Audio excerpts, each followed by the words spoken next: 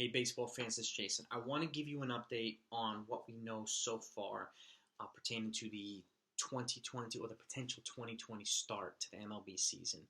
Um, the MLB and the MLB Players Association, which is the union, have been meeting obviously on somewhat of a regular basis, and they've been discussing all the parameters to how to responsibly and safely get things back to where they can start the season and it not be a catastrophe, and whether to make it safe for players and staff and so on and so forth. So they've had some pretty big meetings this week. Yesterday and today they've been meeting, and I want to go over some of the major components of what's been discussed and see how they line up and where they don't line up. Okay, this is all research. It's all pretty much public record. So I'm just going to go right from my book here. I wrote it down.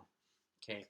Like I said, they met this week for several hours discussing the parameters and viewpoints on how to kind of safely open the 2020 season. The focus this week was mainly on how to do it in a way that keeps players and staff healthy and safe. The spring training part 2 is they're discussing it to start in mid-June and potentially go for 3 weeks with a potential start to the Major League season at the beginning of July, or the first week in July. So like pretty much a 3-week short season there. They've been telling players to get ready. Obviously, hopefully they've most been staying in shape anyway, but to kind of get game ready now. The MLB proposal and owners. These are some of their projected proposals, I should say. What the Major League, what the unions, I guess it's been discussed or mentioned, what they're expecting to be the first formal proposal is a 50-50 revenue share with players for the 2020 season. Okay. With a salary reduction, obviously, for the players due to playing without fans. And they're really, they do both acknowledge the health and safety comes first, obviously.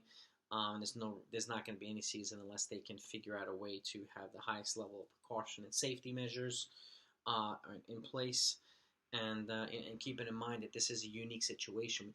Major League Baseball has never kind of returned or coming back from like a situation or event like this or a pandemic. So this is unprecedented. It's not like starting the new season again where everything is normal, and this is completely different. So there's a lot of moving parts and people trying to figure out what the heck to do. Okay. With that time frame in mind, wanting to start in mid-June, this essentially means they have about 3 weeks to hammer out the details on all the things, to get this done, and to kind of figure out where they're on the same page, where they're not on the same page, and exactly what they need to do to get it done. So they have about 3 weeks to come to terms and come to an agreement on everything. So here's some of the proposals from Major League Baseball and the owners. An 82-game season, okay, with minimal travel. So, like I said in our other videos, and I'll put them in the description, you have an East, a Central, and a West. Those are the 3 divisions that have been kind of proposed, with 10 teams in each division.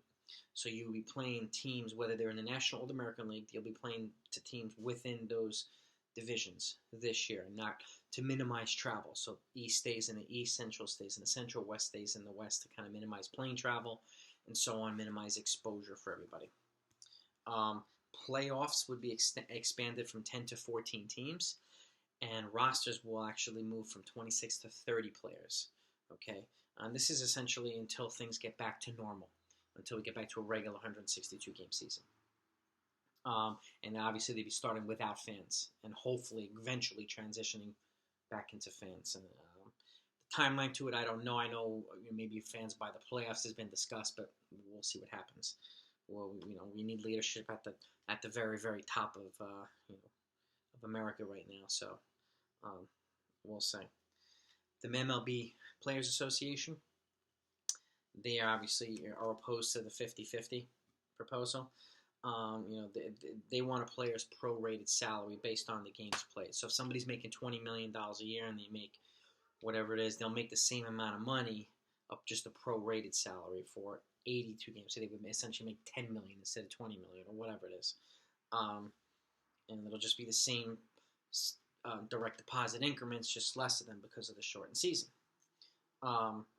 They're opposed to the 50-50 because they are of the opinion that it's going to eventually lead to a salary cap. They also feel that with revenues constantly going up, and their baseball, MLB sitting on billions and billions and billions of revenues and profits. They feel that the salaries of the players have not risen at the same level as revenues and profits. Okay.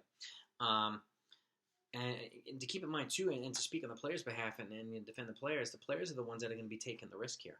They're the ones that are going to be coming out and playing without a vaccine. So that has to be considered as well. So players should be the ones that are mostly compensated here. People, we go to the games for the players. I don't know who the owner of the Cincinnati Reds is or whoever. People don't go to see the owners. We don't go looking at the boxes like, oh, where's the GM? Go to see the players. Okay. Universal DH is also proposed by the MLB, and it sounds like that's overwhelmingly popular, and it will be agreed upon to the players, and that could essentially boost, hitters' ability to make more money as well. So something to keep in mind. Owners also feel, or owners are of the opinion that, players paying players a full salary would just eat into the losses they've already incurred this season, particularly since 40% of their revenues and profits come from ticket sales,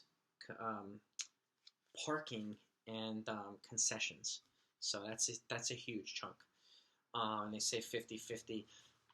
They don't agree with the players' union that 50-50 is going to lead to a salary cap. They are of the opinion that this is just what they have to do right now as a response to a national emergency to get things on track to being back to normal. So I get that too. It's really hard for me to feel sorry for somebody making $20 million a year and getting brought down to $10 million a year, where people that are barely on minimum wage are getting a $1,200 check once. It's just really hard to feel sorry for super duper duper rich people, but I get to where they're coming from as well, and I do think the players should be the ones that are compensated, the most, particularly since they be the ones putting themselves at risk and not the owners. Okay. If you're sitting on massive profits, the least you could do is pay your employees, okay? Particularly the non-rich ones, but that's just my opinion, okay, on that one. So yeah, both sides are digging in. They're on the same page with certain things, but they're not on the same page with some of the big things, okay? Negotiations are going to get a little bit more intense now, particularly over the next 3 weeks, so they can hammer out all the details. We have idea of a real timeline for things, okay? And hopefully this comes to fruition, and they do it in a way that allows players to play safely and allows its fans to enjoy things again, and hopefully get back on track to being able to actually go to games and watch the players. So that's the update.